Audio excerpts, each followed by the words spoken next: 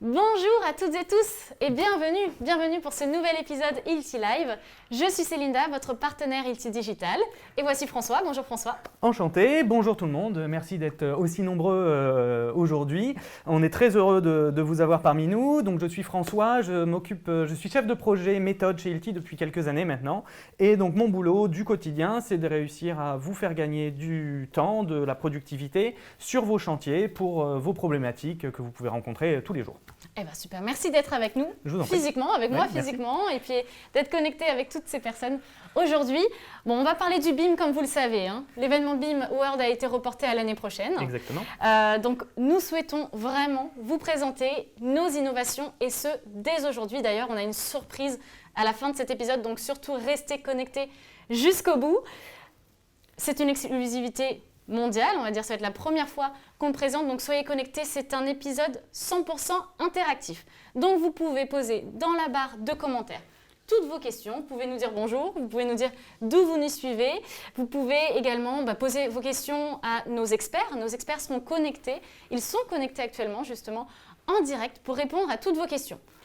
En plus, n'hésitez pas à laisser des commentaires, pourquoi ? Parce que parmi tous les commentaires d'aujourd'hui et même sur le replay, on va avoir un tirage au sort et l'heureux gagnant va avoir une petite visseuse ILTI avec le chargeur, la batterie, etc.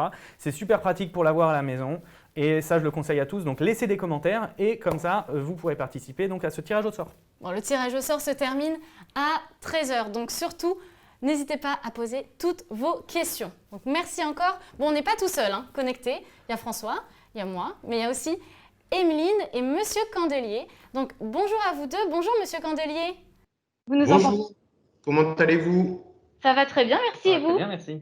Très bien, merci. Merci d'être connecté aujourd'hui en direct avec nous, Monsieur Candelier. Est-ce que vous pouvez vous présenter ? Oui, je m'appelle Benjamin Candelier, je suis responsable technique chez FH Energy System depuis 2 ans et je suis en charge actuellement de la partie BIM pour le chantier LFB Arras, une usine pharmaceutique. Top. Eh bien, merci d'être connecté depuis Arras et bonjour à tous vos collègues. Nous avons également Emeline qui est connectée. Bonjour Emeline. Emeline Babola, chez ILTI depuis plusieurs années et aujourd'hui donc chef de projet BIM France pour ILTI. Donc, j'accompagne les clients, nos clients comme Monsieur Candelier sur leur projet lorsqu'ils ont besoin de nos services. Eh bien, super. Merci d'être connecté aussi, Emeline. Je suis sûre que tu vas aider beaucoup d'entre nous aujourd'hui connectés. Bon, comme vous le savez, on va parler du BIM. On ne tourne pas autour du pot, on va parler du BIM. Pourquoi nous, ILTI, on parle du BIM aujourd'hui ? Eh bien, pourquoi on parle du BIM aujourd'hui ? C'est parce que… Déjà, le BIM, c'est un peu dans l'air du temps. C'est-à-dire que dans les années 60, avant de construire par exemple le Concorde ou je ne sais quoi, on a fait toutes les études et ensuite on a construit l'avion. Eh bien, l'idée du BIM, c'est exactement de faire la même chose, c'est-à-dire de partir des études. On fait toutes les études ou un maximum d'études en amont du chantier avant de commencer les travaux dans le but de gagner de la productivité, de gagner du temps et au final de l'argent, que ce soit sur la construction même, mais aussi et surtout sur la maintenance, parce que c'est là où il y a le plus gros du chantier. Et donc, pourquoi ILTI ? C'est ça. On est dans l'électroportatif. Exactement. Donc, ILTI, c'est vrai que ça fait plus de 75 ans qu'on est en France, implanté, on vend des perfos. Qui n'a jamais vu de perfo ILTI sur un chantier ? Moi, personnellement, je connais personne. Et donc, tant mieux, mais on n'est pas là pour parler perfo, en effet. Parce que chez ILTI, on a plein d'autres choses.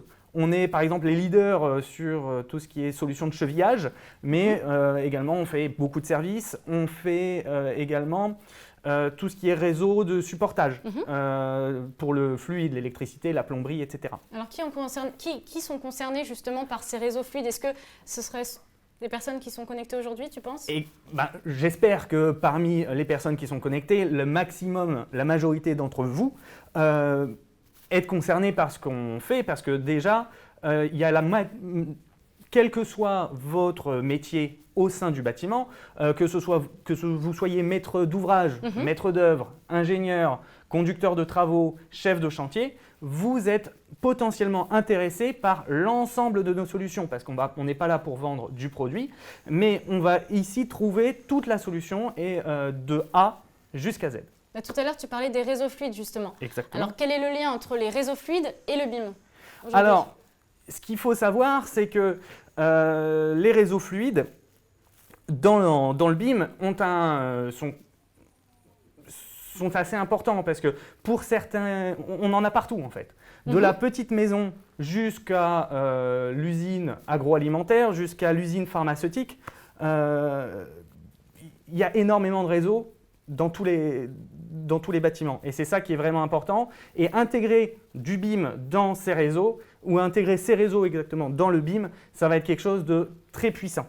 Parce que ça va nous permettre, en passant plus de temps d'études, d'avoir une influence beaucoup plus grande que lorsqu'on est sur chantier et qu'on se rend compte qu'il y a un clash, il y a quelque chose comme ça qui arrive sur le chantier. Alors du coup, est-ce qu'on peut peut-être mettre en live le graphique, un petit graphique pour illustrer ça? Exactement. Tu veux bien commenter? Donc sur votre écran, il doit s'afficher donc un petit graphique qui représente donc la courbe jaune en pointillé qui présente le temps d'étude BIM tout au long du temps sur l'évolution du chantier et du projet en général. Donc on voit que le temps d'étude BIM est important au début du chantier et il vient s'amenuiser au fur et à mesure de l'avancée du projet.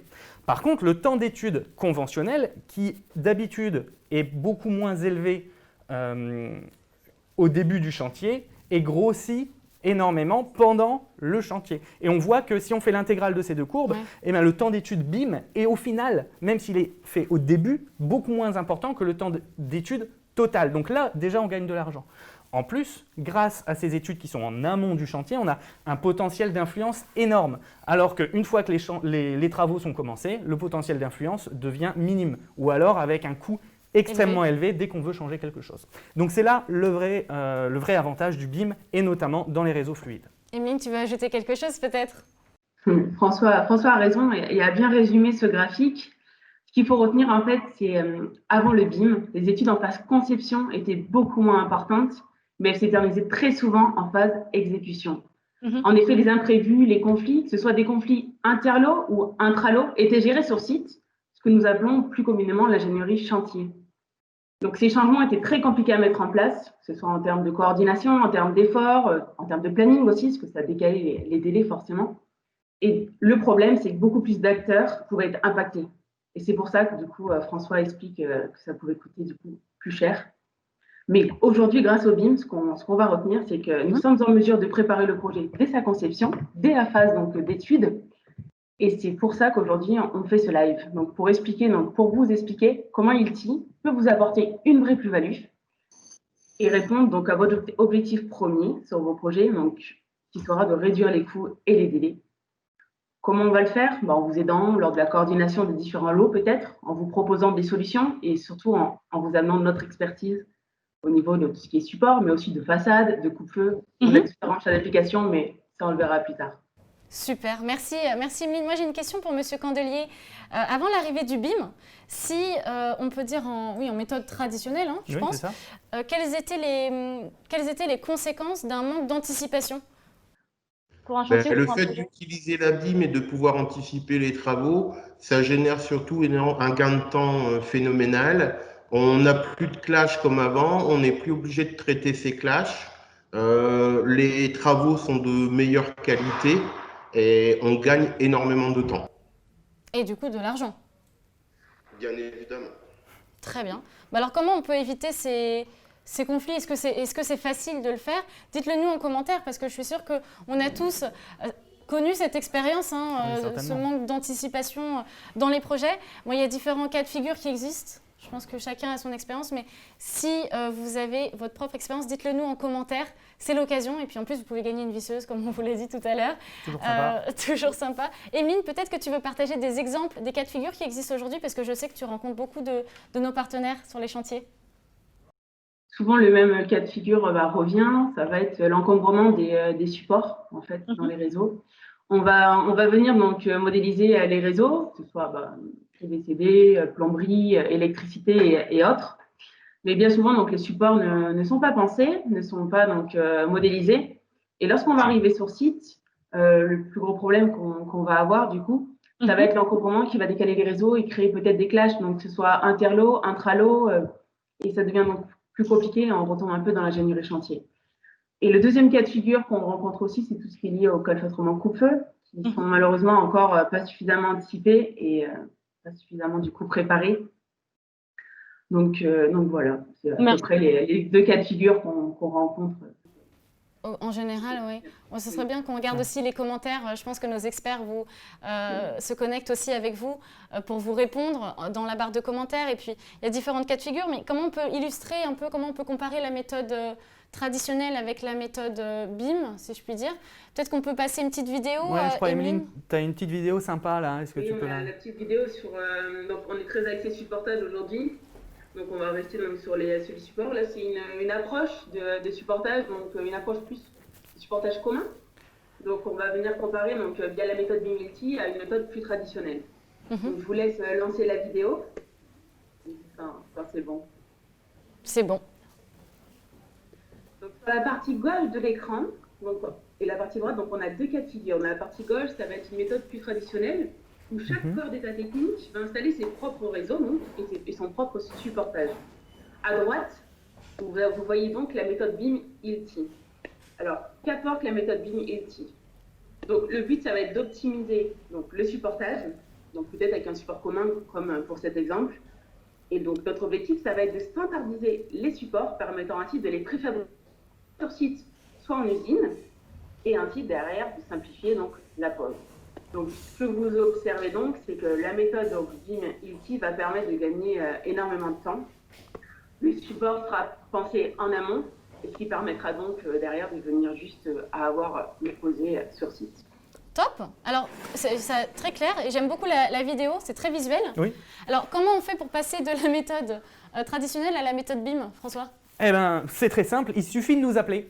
Vous avez sur notre site internet notre numéro de téléphone, il y a également des adresses email. Vous avez très certainement déjà rencontré un de nos chargés d'affaires, un ingénieur qui est un ingénieur terrain ILTI. Donc vous les appelez, vous envoyez un email ou alors directement sur notre call center ici à Paris.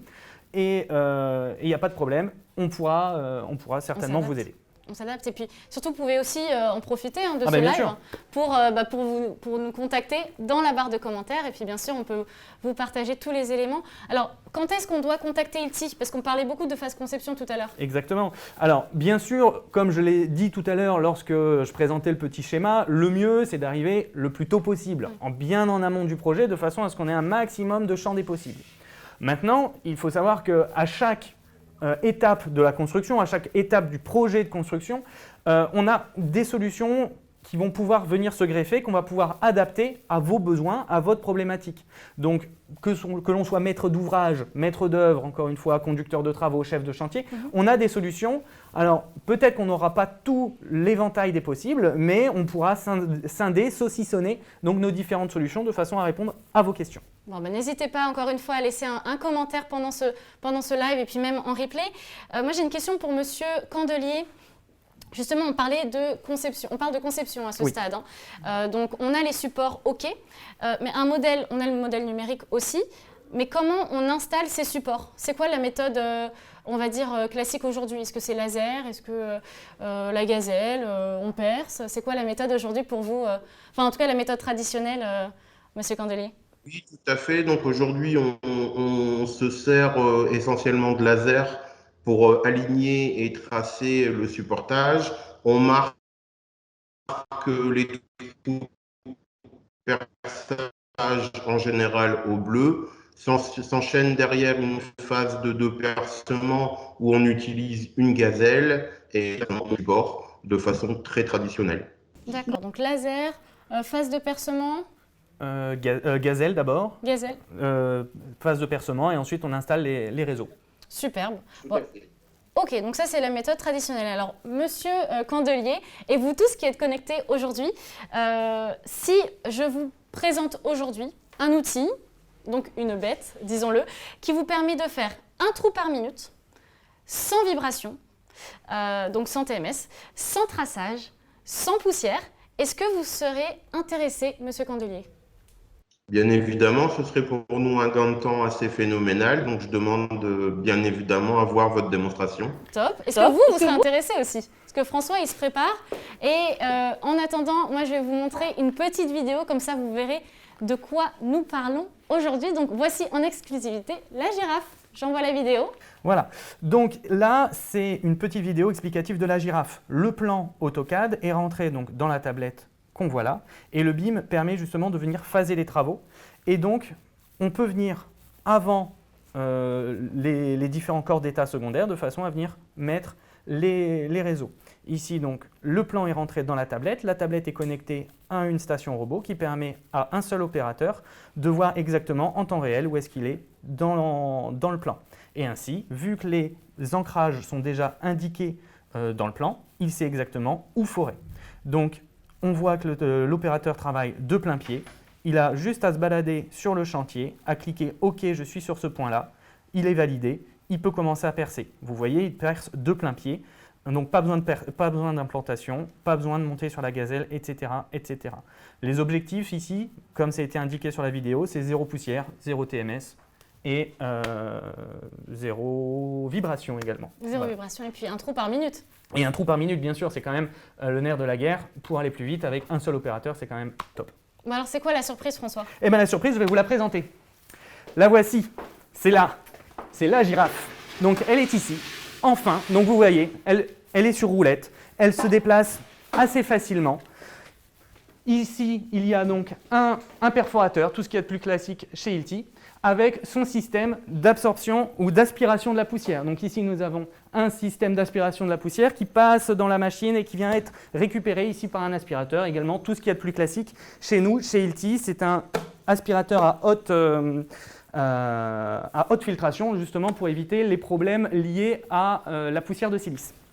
Ensuite, nous avons tout simplement une poignée on-off que je vais vous présenter ici. Donc la poignée on-off qui permet d'actionner le perfo et ensuite tout simplement le volant qui permet de monter ou de baisser. Donc pour récapituler, on a donc la tablette qui n'est pas ici représentée qui nous permet de nous situer dans le plan. Ensuite, on vient se balader. Une fois que le point est le bon, on actionne le perforateur et on monte et on fait notre trou. Voilà. Tout à l'heure, ici, on peut voir donc la mire de topo qui est dans l'alignement du perforateur et qui permet justement de visualiser le point directement via la station robot, la station totale exactement. Voilà, je pense qu'on est bon sur cette présentation. Si vous avez des questions, si vous voulez avoir plus d'informations, n'hésitez pas dans les commentaires à nous dire exactement ce que vous souhaitez. Alors, Monsieur Candelier, vous nous entendez?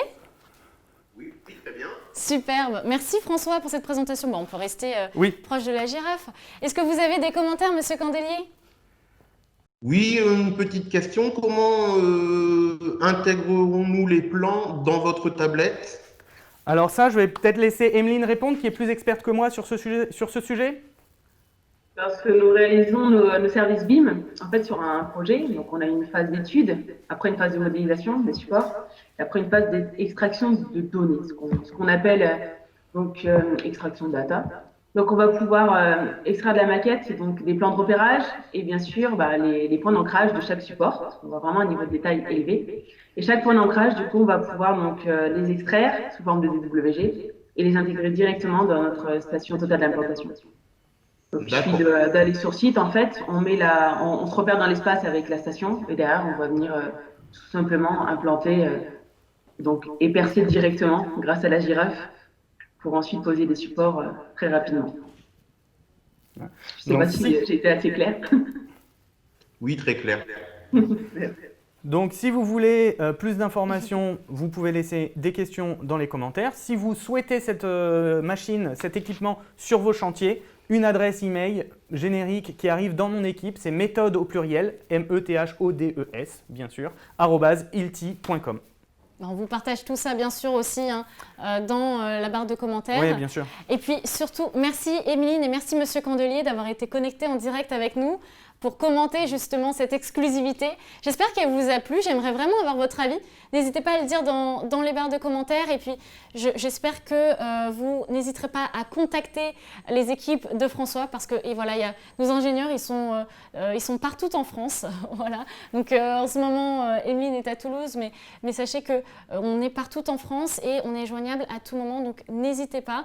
Et puis, j'espère que vous allez bien, que vous vous portez bien. Merci d'avoir été connectés en direct. Et puis, merci à ceux aussi qui nous regardent en replay. Prenez soin de vous. Merci François Je vous en pour prie. cette démonstration. Et je vous dis à très bientôt. Et dernier point, qu'est-ce qu'on retient? Qu'est-ce qu'on retient? On retient qu'on a une visseuse à gagner si on laisse un commentaire, déjà. Yes. Et en résumé, grâce au BIM, on peut encore aller bien plus loin. On est un facilitateur. Hilti, il faut le comprendre comme ça, on est des facilitateurs, on est là pour vous aider. Donc grâce au BIM, chez Hilti, on a nos objectifs, c'est 0 ingénierie chantier, 0 clash, 0 conflit, et enfin 100% coordination pour réduire les coûts et les délais, tout simplement. Bah top. Eh ben, on se quitte là-dessus. Merci encore d'avoir été connectés et je vous dis à très bientôt pour un prochain épisode, dès la semaine prochaine d'ailleurs. Donc restez connectés sur LinkedIn. À très bientôt. À merci. bientôt. Au revoir. Merci, au revoir. Au revoir Emeline, au revoir Monsieur Candelier. Au revoir.